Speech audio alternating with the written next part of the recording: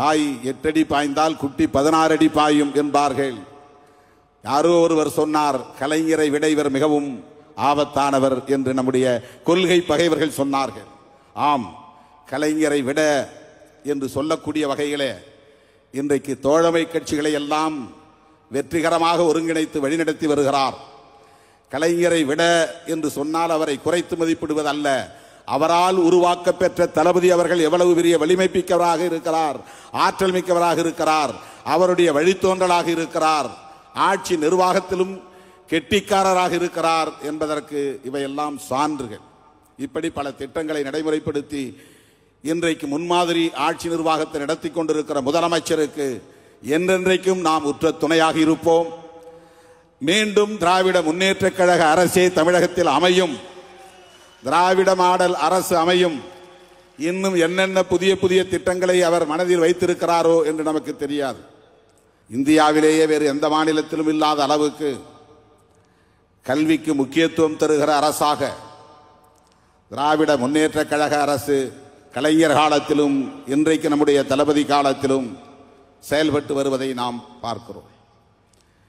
எண்ணற்ற பல திட்டங்கள், விடியல் பயணம் திட்டம், மகளிர் உரிமை தொகை திட்டம், நான் முதல்வன் திட்டம், தமிழ் புதல்வன் திட்டம், புதுமை பெண் திட்டம், மக்களை தேடி மருத்துவம் திட்டம், இன்னுயிர் காப்போம் திட்டம், அந்த வரிசையிலே இன்றைக்கு உங்கள் ஸ்டாலின் என்கிற வீடு தேடி வரும் அரசு, 48 நாட்களில் 45 நாட்களில் தீர்வு காணும் அரசு என்று அறிவித்து இந்திய மாநிலங்களுக்கே வழிகாட்டக்கூடிய வகையில் ஒரு முன்மாதிரி ஆட்சி நிர்வாகத்தை நடத்தி கொண்டிருக்கிறார் நம்முடைய மாண்புமிகு முதலமைச்சர் அவர்கள். தேர்தல் காலத்தில் அளித்த வாக்குறுதிகளில் 90 விழுக்காட்டுக்கு மேல் நிறைவேற்றி காட்டியிருக்கிற ஒரு அரசாக திராவிட முன்னேற்ற கழக அரசு விளங்குகிறது. அதிலும் நம்முடைய முதலமைச்சர் மிகச்சிறந்த ஆட்சி நிர்வாகத்தை நடத்தி கொண்டிருக்கிறார். கலைஞர் என்றால் பிச்சைக்காரர் மறுவாழ்வு திட்டம் நினைவுக்கு வரும், கண்ணொளி திட்டம் நினைவுக்கு வரும், குடிசை மாற்று வாரியம் இந்தியாவிலேயே முதலாக உருவாக்க பெற்ற திட்டம் அது நினைவுக்கு வரும், சமத்துவபுரம் திட்டம் இந்தியாவில் எந்த முதலமைச்சரும் எண்ணி பார்க்காத, கற்பனை கூட செய்து பார்க்காத ஒரு திட்டம் அது நினைவுக்கு வரும். இப்படி அடுக்கிக் கொண்டே போகலாம். விளிம்பு நிலை மக்களை மேம்படுத்துவதற்காக முத்தமிழறிஞர் கலைஞர் அவர்கள் எத்தகைய திட்டங்களை எல்லாம் அறிமுகப்படுத்தி வெற்றிகரமாக நடைமுறைப்படுத்தினாரோ, அவருடைய வழித்தோன்றல் கருத்தியல் வாரிசு அண்ணன் தளபதி அவர்கள் இன்றைக்கு புதிய புதிய பல திட்டங்களை அறிவித்து நடைமுறைப்படுத்தி வருகிறார். எல்லாவற்றிலும் நுட்பமான பார்வை, தொலைநோக்கு பார்வை என்கிற ஆற்றல் மிகுந்த ஒரு முதல்வருக்கு நாம் உற்ற துணையாக இருக்கிறோம். 2026 சட்டமன்ற பொதுத் தேர்தலில் ஓரணியில் தமிழ்நாடு, அதுதான் திமுக அணியில் தமிழ்நாடு. மற்றவர்கள் எல்லாம் கட்சிகளாக இருப்பார்கள்.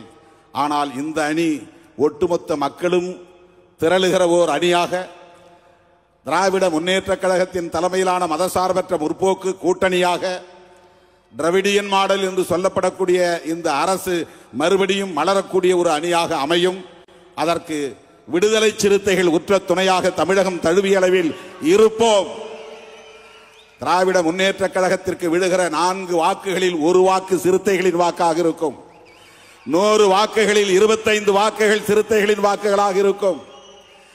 1 வாக்கு கூட சிந்தாமல் சிதறாமல் திராவிட முன்னேற்ற கழகத்தின் தலைமையிலான மதசார்பற்ற முற்போக்கு கூட்டணிக்கு கொத்து கொத்தாக விழுவும் என்கிற அளவுக்கு நாம் கடப்பணி ஆற்றுவோம். 2026 திராவிட மாடல் அரசு மீண்டும் மலர்வதற்கு அனைத்து தமிழர்களும் ஓரணியில் திரளுவோம். அவர் சொல்ற டேஞ்சரஸ் எப்படின்னா, அவரை விட கொடுமையான ஆட்சி நடக்குது. அவருக்காவது தமிழர் இலக்கியம் இதெல்லாம் ஒரு தெரியவாது பேசவாது செய்யப்படல. ஒரு பார்த்து படிக்கும்போதே இன்மை புகுத்து விடும்க்கு இளமை புகுத்தி விடுங்கிறப்பல, அதை விட டேஞ்சருங்கிறது இந்த அர்த்தத்தில் சொல்றதுதான். புரியுதா? அவர் காலத்தில் இவ்வளவு டாஸ்மார்க் இல்லை, இது அதில் அதை விட பாஸ்மார்க் அதிகமாக வாங்கியிருக்கிறதுனால அவர் குடிச்சு செத்தா 10 லட்சம் கொடுத்ததா இல்லை, இவர் குடிச்சு செத்தா 10 லட்சம் கொடுக்குறாரு. அதில் அவரை விட டேஞ்சரஸ். வீடு தேடி அரசு, ரோடு தேடி மக்கள். யார்? ஆசிரியர் பெருமக்கள் போராட்டம், விவசாய பெருங்குடி மக்கள் போராட்டம், எல்லாரும் ரோடு தேடி வந்து போராடிட்டு இருக்காங்க. இவங்க வீடு தேடி அரசு போயிட்டு இருக்கு. எதுக்கு போகுது வீடு தேடி? யார் வீடை தேடி போகுது? யார் வீடை தேடி போகுது? தங்கச்சி ரதன்யா வீட்டுக்கு போகுதா? தம்பி அஜித் குமார் வீட்டுக்கு போகுதா? 7வது முறை நாங்கள் வரப்போறோம்னு பீத்திக்கிட்டு இருக்க நீங்க பிஜேபி வந்துரும்னு சொல்றதுக்கு வெக்கமா இல்லை உங்களுக்கு? நாங்க இருக்கிற வரை வராதரா பிஜேபி. அவன் தான்டா ஆண்மகன், அவன் தான் வீரன். அதை விட்டு வந்துடும் வந்துடும் வந்துடும். அப்புறம் நீ எதுக்கு இதுக்கா இருக்க? இங்கே நீ எதுக்கு இருக்க? நீ எதுக்கு இருக்க? பிஜேபி கொடுமையான கட்சி, தீமையான கட்சி, மோசமான ஆட்சி. சரி விடு. நீ என்ன பண்ற? நீ என்ன? நீ அதை விட கொடுமையான ஆட்சி, அதை விட கொடுமையான ஆட்சி. எந்த இடத்துல பிஜேபியினுடைய பாசிச ஆட்சி நீங்க சொல்ற, அதை தாண்டி எந்த இடத்துல மாறி இருக்குது? எந்த இடத்துல மாறி இருக்குது? அவன் 100 விழுக்காடு இந்துங்கிறான், நீ 90 விழுக்காடு இந்துங்கிற. நீங்களே சொல்றீங்க 90 விழுக்காடு எங்கள் கட்சியில் இந்துக்கள் தானே. 1000 கோயில்களுக்கு குடமுழுக்கு அவங்க இதில் கும்பாபிஷேகம் நாங்கள் செஞ்சுக்கிட்டு இருக்கோம். கும்பாபிஷேகம் செஞ்சுக்கிட்டு இருக்கோம். ஆன்மீக ஆட்சி நடக்குதுன்னு ஐயா சேகர் பாபு சொல்கிறாரு. ஆதி தமிழ் பிள்ளைகள் தங்கி படிக்கிற விடுதிக்கு சமூக நீதி கட்டடத்துக்கு சமூக நீதி வச்சு என்னத்தை சமூக நீதி நிலைநாட்டுறேன்? கல்லுக்கு சிமெண்டுக்கும் சமூக நீதி நிலைநாட்டுப்பட்டிருந்தால் தனியாக தங்கி படிக்கிற விடுதியே வருது. சமமாக உட்காந்து படிச்சுருந்துருக்கணும்.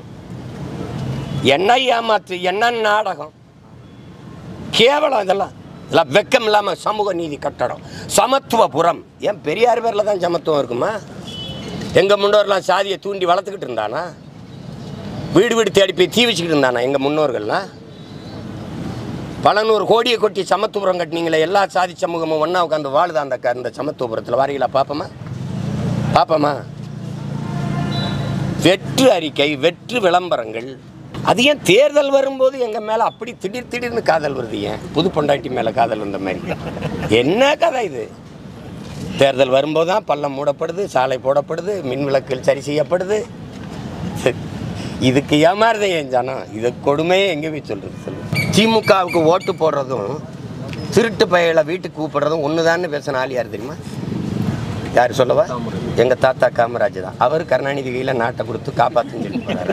என்னைக்கு சொன்னார்? ரஷ்யாவுக்கு வந்து முன்னாடிலாம் எருமத்தோலை அனுப்பிக்கிட்டு இருந்தோம், இப்போ எரும மாட்டையே அனுப்புகிறோம் அப்படின்னு ஒரு கையை பிடிச்சி பேசுகிறாரு. விருதுநகரில் சிவகாமியின் கருவாட்டுக்காரி சிவகாமியின் மகன் காமராஜர்னு பேசினவர்கிட்ட போய் கை பிடிச்சி பேசுகிறாரா? ஒரு தலைவன் இல்லைன்னா அவன் பேரை இருக்கணும்ல, பல லட்சக்கணக்கான பேரனும் பேத்தி இருக்கும். சும்மா தான் பேசிக்கிட்டு இருக்கக்கூடாது. காகிதம் இல்லத்தை அப்படி தான் போகிற போது கருணாநிதிட்ட ஒப்படைச்சிட்டு போனார். எதை? இந்த நாட்டை அவன் வீட்டு சொத்தாக்கிக்கணும்னா எதாவது பேசிட்டு இருக்காதியே. ஏற்கனவே பேசி தான் கோர்ட்டுக்கு வந்து போயிட்டு இருக்கீங்க.